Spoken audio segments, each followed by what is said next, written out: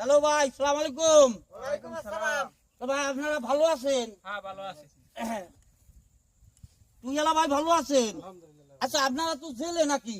জি। আমরা তো ভাই শহর থেকে আসছি, আমরা থাই বরিশাল জেলা শহরে আমরা আসছি। আচ্ছা, এই মাছের ব্যাপারে আপনারা মাছ কিভাবে ধরেন? এটা কি ট্রলারের জাল না নৌকার? টলারে যা। ট্রলারে। আচ্ছা, ট্রলারে সমুদ্রে আপনারা কতদিন থাকেন? এইবার আসিলাম 10 দিন। 10 দিন থাকেন। এই 10 দিনের আপনারা খাবার পানি বা যেগুলো আরো সরঞ্জাম সব নিয়ে যান। জি। আচ্ছা, এই জাল ছেড়লে আবার গড়েন কিভাবে? এই তো এইভাবে করি। এগুলো তো আর আমরা শহরে বইয়ে জানি না।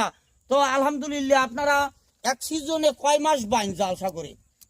এক সিজনে কয় মাস ভাই বলতে আষাঢ় মাসে ভাই 3 মাস। আষাঢ় মাসে 3 মাস, আর পৌষ সিজনে পৌষ সিজনে 7 মাস। 7 3 10 মাস, 10 2 মাস। মাস থাকেন বসা। হ্যাঁ। এই আচ্ছা, 10 মাসে এক একজনে 10 20 2 লক্ষ টাকা কামাই করতে পারেন এক একজনে?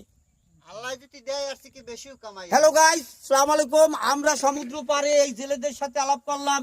একটা জেলে ন্যূনতম এক বছরে 2 লক্ষ টাকা বছর কামাই করে, এবং বছরের ভিতরে 12 মাসে তারা 10 মাস জাল বায়, 2 মাস বসা থাকে। 10 মাসে 10 দুগুণে 10 20 2 লক্ষ টাকার মতো কামাই করে। তাই বাংলাদেশে মৎস্য জীবিকা করে এই দক্ষিণ অঞ্চলের প্রায় 20টা জেলার মানুষ জীবিকা নির্বাহ করে।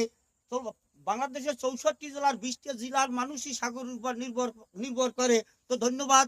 এই জেলেদের জন্য সবাই দোয়া করবেন। আল্লাহ হাফেজ। এত বড় হয়েছে? ভালো হয়েছে।